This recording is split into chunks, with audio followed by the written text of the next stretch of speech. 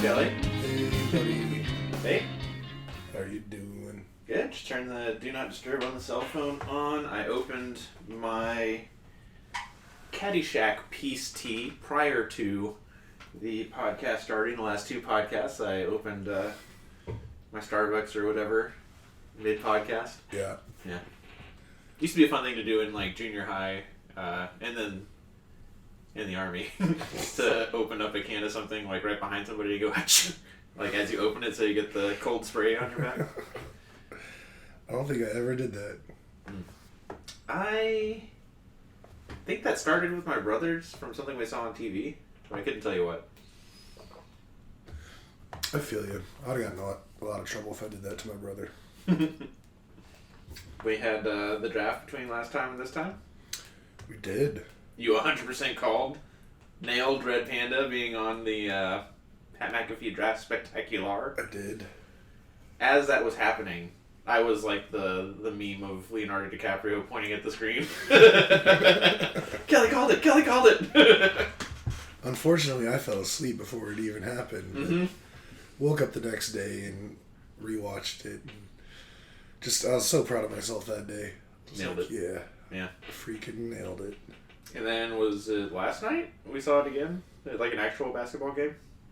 Yeah. Yeah. Red Panda crushed it. Deserves all the respect. Absolutely.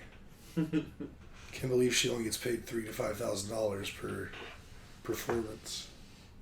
Yeah. I mean, it's definitely high risk, and I think the funny thing is it's like the exact same thing every time. Yeah. I wonder if she has to pay for her own insurance, or is there some entertainers guild or something right. that they get insurance through. Mm-hmm. A lot of questions. I might dig into that. Out of all of the times I've seen her do what she does, and I mean, do you want to say what Red Panda is for people who don't know? Yeah, I mean, Red Panda, she's known for performing at breaks at NBA basketball games. She rides a really tall unicycle and then flips bowls from her feet up onto her head while riding a unicycle, which it's pretty impressive when you see it happen. If you've never seen it before, listener, the height of the unicycle is Yeah, it's 15 feet tall or something. McAfee was using a lot of hyperbole after the fact, but I think that's 10, 15. Nah, it's probably 8. Well, it itself, and then she sits on top of it. We should just Google it. Okay. Let's see. But I was going to say, in all the years and years, because she's been doing it for decades, that I've seen her do this, I think I've only seen 2 mess-ups in countless, more than 3 dozen times I've seen her do it. 7 foot. It seems so much higher. Well, I mean, that's the thing. It stops at her butt, and then her body goes up that much higher, and then when the bowls are on top of that, that's another couple feet. So, all in all, she's probably 12 feet up there. Never seen her fall off of it.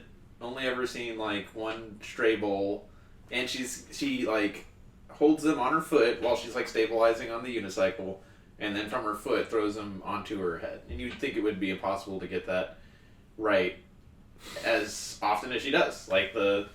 She missed one on McAfee's, got and it was when she was doing 5 bowls, one of them. Yeah. Yeah.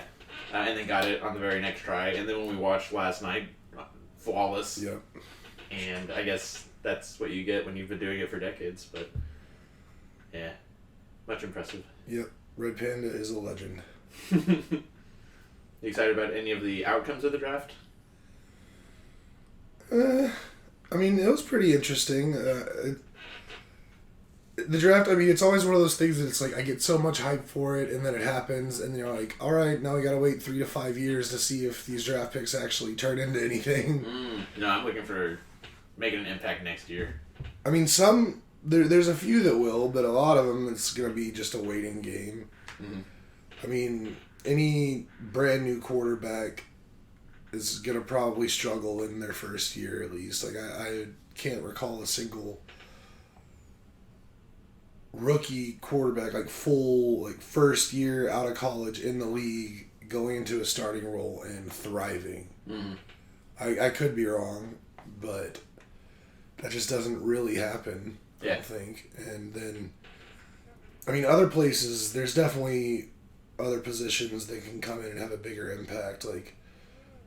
Bijan, running back? Yeah.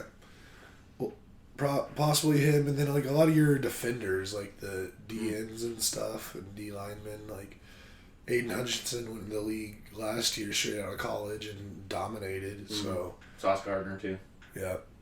So, I mean, it just depends on what position you're talking about, but, I mean, as a Texans fan, as much as I didn't want the guy from Ohio, like, I still think he's probably going to be better than Dougie Mills, and I like where the Texans organization's head is at right now, what they're doing. They're actually trying, and that's exciting. So we'll see. I mean, there's a lot of little things about the draft that I'm excited to see how they all pan out. But now we got like 4 months until the season starts. Well, there's things that happen between now and the season starting. Like, I mean, for sure. This time next week when we do our next pod, the schedule release will have happened, and I'm sure there've been stuff going on prior to this, but last year was the first year where like all of these teams did super cool stuff to do their schedule release. Yeah. Oh yeah, I completely forgot about that. Yeah. Yeah, I mean, so there's a lot of little stuff, but I mean, we're not gonna get into meat and potatoes for a while. Yeah. Just, these little amuse-bouches. Just little tastes. Aaron Rodgers being at outside team activities. Yeah. Pretty cool. He hasn't done that in a long time. Yeah, I mean, it makes sense though. If you're going into a completely new place with completely new people you don't know, like, you're gonna have to do that. Do you think he goes more the way of Peyton Manning when he went to the Broncos, or Tom Brady when he went to the Bucs, or do you think he goes more the way of Russell Wilson when he went to the Broncos? Oh, I think he's gonna have success. Okay. I think he's gonna be. I mean, honestly, I was thinking about it, just putting like a futures bet, like the Jets to the AFC Championship game or something like that. Just because, I mean, their team is pretty stacked. They've got weapons. They finally got a quarterback that can actually be a quarterback. I don't know. I think they're gonna do really well this coming season, and it's weird because like I'm not gonna say I'm a Jets fan, but now I'm like casually rooting for the Jets because I kind of want them to do good. Like, it was real fun watching Tom go from New England to Tampa and then just immediately winning. Like, if Aaron can do this, that would be pretty sweet as well. Yeah. So, I mean, we'll see. My bold prediction is that the Bills finish last in that division. My thought process is that Brian Daboll was like the secret sauce, and that took an immature Josh Allen and just made him really great. And they came in there with like that structure and that greatness at the beginning of the season, and then just slowly but surely like dysfunction started to take over. And I think they're going to come in a lot. I think they're going to come in with that hangover of last year of just not really putting all the pieces together, and the difference that not having Brian Daboll will make. And similarly, the Giants. Daniel Jones got his extension, and I think that he's given Daniel Jones the Josh Allen treatment, and that whole team's going to come together. I don't know. I mean, I definitely get what you're saying with the Bills underperforming this coming season. I don't think they'll be worse than the Patriots, though. I mean, at least the Bills have talent. Patriots, what do they got? Not a lot. I think I just saw they got Juju. They did, yeah. But, I mean, other than that, I could maybe name 2 other people on that team. Maybe. Do you want to do a bet on here? $5? What, if I can name 2 other people? No. Oh. That the Patriots finish better than the Bills. You're saying Patriots do better than the Bills. I say Bills do better than Patriots. In that division, yeah. Yes, I'll take that bet. $5 bet. Put it on the board. Yeah. Cool. I like those $5 bets. Yeah. You won the last one. Yep. Do you remember what it was? Where the guy from the Vikings was going. Yeah, Thielen. Yeah, Thielen. You said he was going to the Ravens. Yeah. And I said, no, he's not. And he did. Mm-hmm. So I won. Ravens. Yeah. They look like fun now. I don't know. I just can't trust the Ravens. It's just their jerseys. I love the purple. I just hate the font of the numbers. I just can't do it. Just makes me just totally write off that team. That's rare that a uniform can make me do that. I really want to be a Seahawks fan, but I just can't because I cannot get past that electric neon lime green color. That's funny because Ash was looking at plants for the front yard, and we've got purple plants in the mulch bed around the live oaks in the front yard. Mm-hmm. And she wanted to put purple, and then there's like a complementary bright neon plant that they usually go together. Mm-hmm. I was like, nah, I don't like that. She was like, good thing you said something because I was going to get that. I was like, ugh. Respect. Yeah. Uh-huh. Can you keep talking about football? Hmm? Can we keep talking about football? Absolutely. I got nothing I really want to talk about today. The Cowboys. That whole NFC East division. Yeah. Like, I'm worried about the Giants being on the rise. The Commanders have new ownership, I think. Like, do we know who the new owners are? No, I think they're still figuring that out. Yeah. But that should be on the way. And I know everybody's been waiting for that. Mm. Yeah. But what were you saying? I was going to say, one thing, I saw the president of the... Football operations of McAfee? Yeah. Uh-huh. And the one thing that really interested me was, like, thinking about when they get a new owner, like, they might change their team name again. Mm-hmm. Which I support, because I think the Commanders is stupid. Yeah. It's too easy to say commies. Yeah. And honestly, I'm sure they won't just because it's part of the history, but I hope they change the color scheme too. Mm-hmm. Like, just totally rebrand the team. Yeah. Because I've never liked that color scheme. Mm-hmm. Reminds me of vomit. One of the games they played against the Cowboys last year, they wore these mostly black and then had the maroon and gold or whatever that flavor of red is like accent colors. It looked pretty cool. If they're like way in the background, then I don't mind as much. But sorry, just had to say that. Yeah, but if they did, it probably wouldn't be next year, right? No, it'd probably be a couple years down the line. Gotta sell all the merch they have already. Just send it to like remote corners of the earth. Which I read an article about recently saying that, like, that's really messing up with, like, those places, like, local industry, because if they keep getting free, like, clothes, then their own textile industry will never grow. Yeah. And they won't be able to start producing their own stuff. Mm-hmm. It's just kind of funny. But it's silly we produce, like, any championship game, like, X amount of, like, shirts and hats and stuff for the team that loses. Yeah. Or just, as a matter of course, producing, like, so much clothing, like, X amount of dollars of goods. Yeah. That is some huge percentage of foreign economies and all of that. What a nation. Yeah. Such excess. Yeah. But the Eagles are definitely the... I loved what they did in the draft. Yeah. When they got Nolan Smith, is that his name? The other Eagles defensive player in the first round. I was like, how? How did they let the Eagles, how did they get away with it? Because he came on when Jalen Carter, the guy from Georgia that was supposed to be like the high draft pick, when he got into that legal trouble, the other guy's stock started to rise, and he went on McAfee, and he's literally a rocket scientist.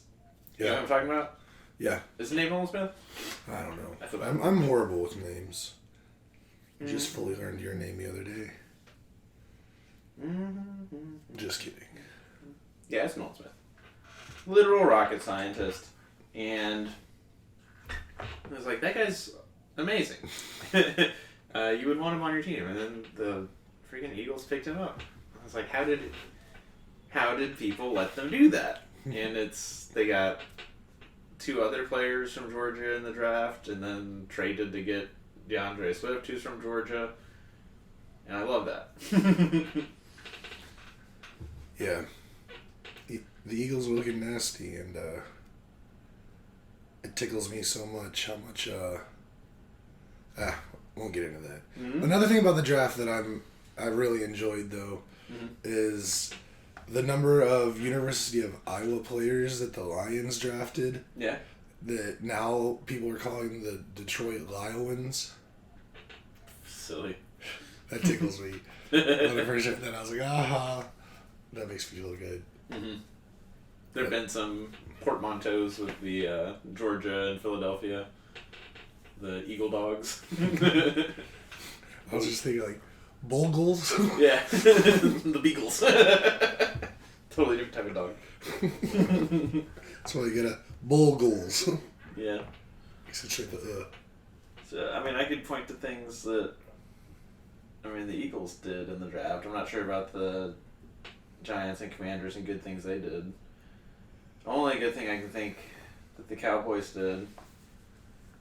Oh, 2. One of them was the defensive tackle that they got in the first round. Micah Parsons was super excited about it. And then this week we found out that he's switching from like the linebacker defensive end hybrid to he's going to be on the line as a defensive end 100% of the time. Yeah. Which has its, like, well, now they're definitely going to double him every time and all that. But I think the reason he was so excited was because, like, that was the guy that he wanted. And then, like, I'll take this defensive end responsibility and really bring it to him every time if we can get this this defensive tackle. And he's a Michigan guy, right? Yeah. Yeah. Was it Mozzie? Yeah. Mozzie Smith? Yeah. And then I didn't even put that together until now. The other good thing that we did was we got Schoonmaker. Yep. The Michigan Schoonmaker. Yeah. I mean, he was real good for us. I think he's going to do real well at the next level. I mean, overall, both of our schools had really good showings in the draft, which is always fun to see. It means we're doing good things. Yeah. TCU has a bunch of players in the NFL now, but like an 8 players going to the NFL in a draft. That's something that like Georgia and Bama and Ohio State do. Michigan, I don't know how well they do, but they're doing that like year after year after year. Now that we had that year, it's going to be like 4 years before we come close to that again.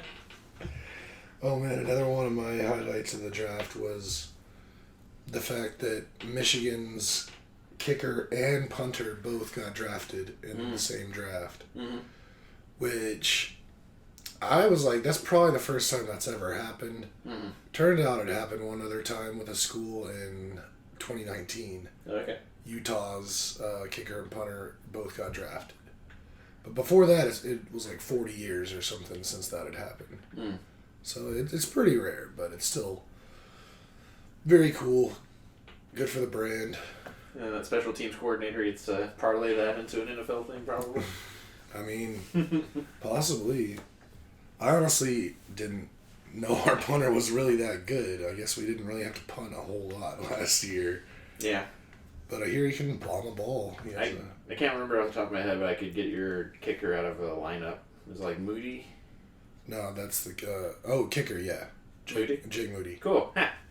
I got a picture of my cousin and my cousin's baby boy with Jake Moody. Apparently, I mean, my cousin lives in Michigan, like right around University of Michigan area, and he went to like an autograph signing that Jake Moody was at and took his newborn kid with him and got a picture. Very cool. It's not like this, but I like to imagine it was a Lion King type thing. No, it wasn't anything that fancy. But, I mean, my cousin looked real happy. Yeah, you brought this up on one of the podcasts, too. Yeah, I was pretty sure I did. And I need to text him more. He's so far down. Where is he? Oh, maybe it's in here. Oh, my cousin wasn't even in the picture. It was just Jake Moody holding my cousin's son. Nice. Yeah. That is a chunky baby. Yeah. I was a chunky baby, too. We've been watching Firefly and The Expanse. We came over last night to get in one each of those. Yep. Firefly, I guess we got to the halfway mark in the episode before the last one we watched, where the title is Out of Gas. Mm-hmm. And that, to me, is like the turning point in the series, where it was like, oh, it's kind of cute, but that was like a good, like, well put together episode. Mm-hmm. And similarly with this last one, one of the characters is a very bad thing. Yep. But it was still a great episode. I really liked the ending a lot. Agreed. Mm-hmm. I'm a big Firefly fan. Have you seen the movie? Oh, yeah. Okay.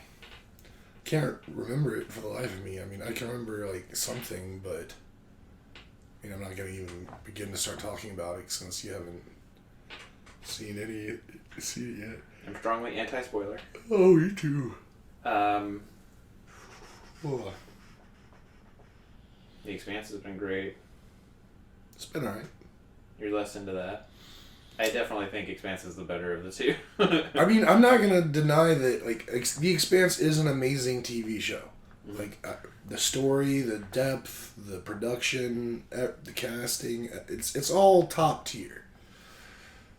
For whatever reason, it doesn't just really excite me. Mm-hmm. But I still get a lot of enjoyment out of it. I was talking to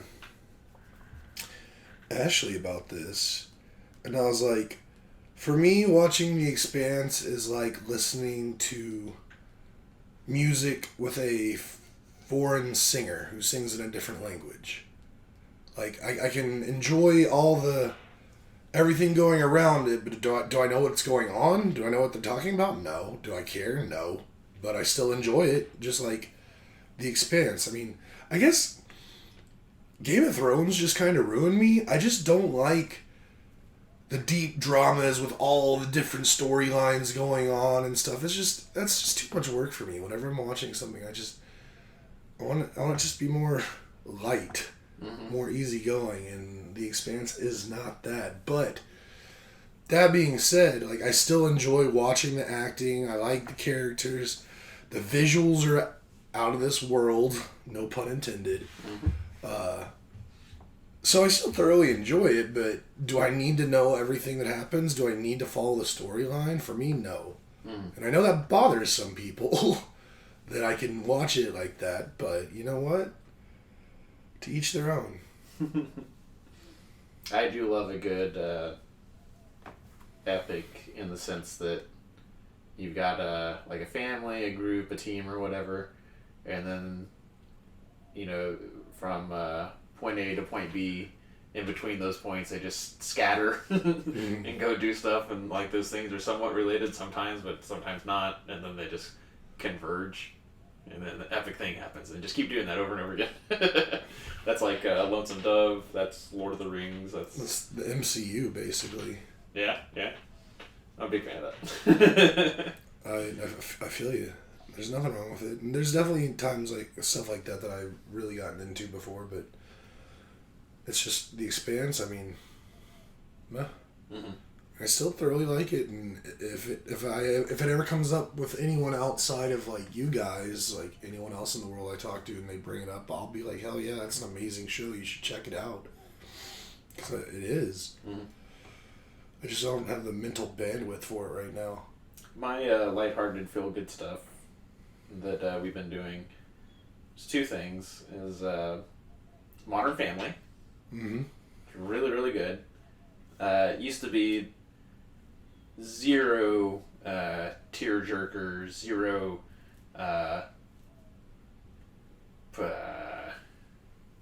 negative, right? It was just always just funny. Yeah. Now we're like, I don't know how many seasons we're in season 7, I want to say. Are they still making that show? I don't think so. Okay. No, they're not. And once a season, there's a but for the most part, it's just pure silliness, and highly recommend that. It's definitely, it started with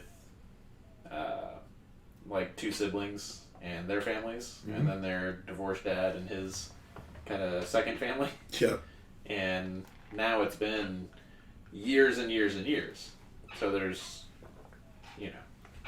what happens over years and years and years. And it's cool. Watching them all grow up and be silly. And then the second one is Don't Trust the Bee in Apartment 23. Have you ever heard of that? I've heard of it. I've never seen it. I've seen quite a bit of Modern Family, but not the second one. Do you like Modern Family? Yeah, it's entertaining. I really enjoy the cast. They all do their thing really well. Yeah. I really like Phil Dunphy. Yeah. I mean, that's like you. Yeah. And I am, the romantic in me loves when Phil or Claire, or Phil and Claire, like, come through for each other. And especially with, like, gifts and stuff, where it's, like, the perfect thing. I'm like, oh! I do really, really, really like that. And Don't Trust the Bee in Apartment 23 has got James Van Der Beek, the brunette from Breaking Bad that was the girlfriend, that was also... Oh, okay. Yeah, and then some blonde. And just being silly in New York. I feel like I might have seen, like, an episode of it. I'm a big JVB fan. He's not background. He's heavily involved, and he plays himself. Yeah. I feel like back at Sirocco, I had some exposure to it. It's a solid show. I mean, speaking of solid shows, I'm still just like every day I'm like, should I just start watching Ted Lasso right now, or just wait till the season ends? And it's like, I feel like the season started about 2 years ago. It started in like mid-March, so they're only halfway through the season. Is this season 3? Yeah. Which is also rumored to be the last season. We still gotta watch season 2. I'm so jealous of you for having that all to experience for the first time. I want to watch Ted Lasso so bad, but at the same time, like, I just never want to watch it because I like knowing that excitement that it's out there and I haven't experienced yet. But as soon as I watch it, I'll be like, I can never get that first time experience back. But I'm actually going to watch it. Go for it. But I am going to watch it. I went through my photos, and there was something big that happened in the week that's, you have to put a pause on talking about that. We got hail that took a lot of the little beads or whatever off of the individual shingles that are on our roof. We got just a lot of dirt on our patio, which is a pain in the ass. But the roof is fine. There's a current event that happened just yesterday that I thought was pretty cool. What's that? So the Ukrainians Oh. in Facebook Messenger chat, there's a group of degenerates that I hang out with and around, and they're really big into wrestling. Yeah. Which I just can't get into. Yeah. And they were talking about the Ukrainians being the baby face. Yeah. Which I mean, can you describe it as like the good guy that's also like innocent and doesn't do low blows and that kind of thing? I mean, I don't know if it's necessarily like that specific, but it's just babyface is just being the guy that the general public roots for or wants to root for. They're not a villain. They're the good guy. No, I think that's about where it stops. I'm not gonna say they don't ever do anything weird or whatever. And you can turn babyfaces can turn heel at any time in wrestling too. Okay, that came up too. But it is a war, right? So there's like they were invaded. They're doing things like conscription, like a draft, where we have this fight all of the time. Of they wouldn't be fighting if the U.S. wasn't backing them, and I'll say like they can throw down their arms whenever they want. Like we've seen the Russians that are there that don't want to be there, just like throw down their weapons and become POWs.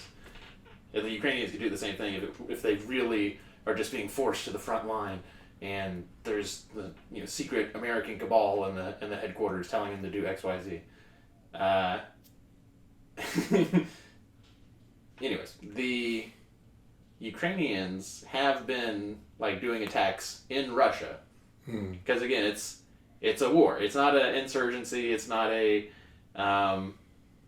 Russia gets to do all these bad things and Ukraine just holds on for dear life until who knows what happens. It's not that at all. Like Ukraine has done counteroffensives. Ukraine has taken territory back, and Ukraine has attacked Russia in Russia. Like there's a city called Volgograd that's over the border a ways, but where there's a lot of military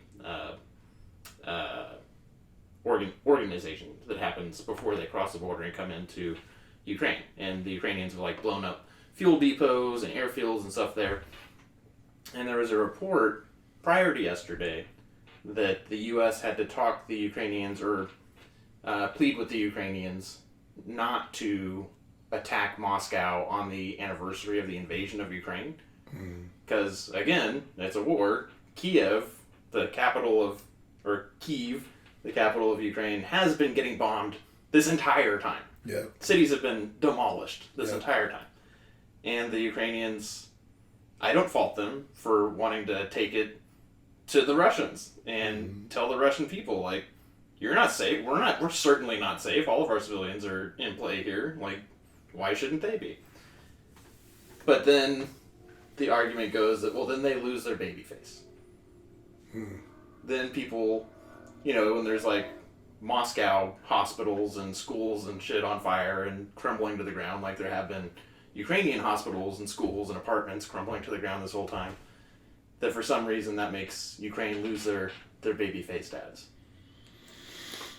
What do you think about that? That's wrong. Okay. If they're big into wrestling, I think they should know better how babyface works. Like, babyface is being the good guy and everybody liking them. And if they're in a match with, like, the heel or whatever, and the heel does something shady, like behind their back, pulls out a chair and knocks them down to the ground on the back of the head with the chair, then the babyface is gonna get up and like do some kind of crazy move and hurt the shit out of the heel, and then the babyface wins. Like, this wouldn't be them turning heel. This would be them affirming their babyface, because it's like, oh, we got low blowed, and now we're gonna come in and we're gonna do a power bomb or DDT or whatever the trick they choose or whatever. So yeah, that's wrong. So something I thought was cool.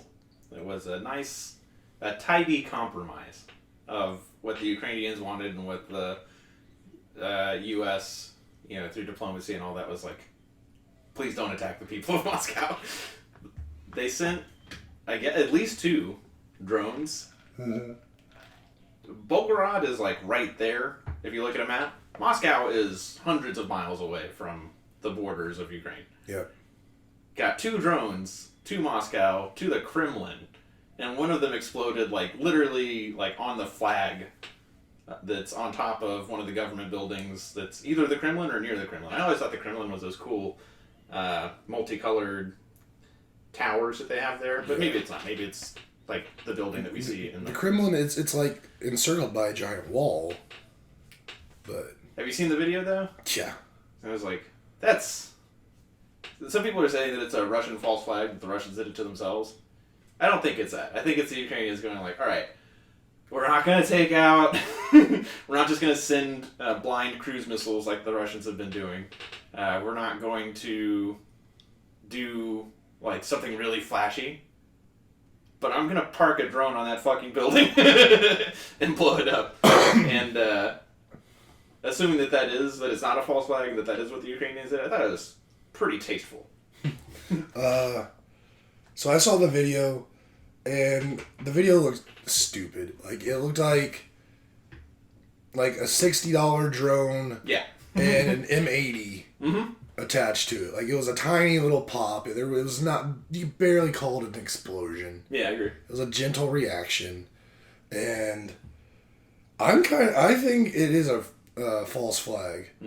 Mostly because, and I don't know if this is true, but I was just scrolling through Google News earlier, and I saw that, or maybe yesterday I saw something saying Ukraine is not taking credit for it, which I think if it was them, they would. Yeah.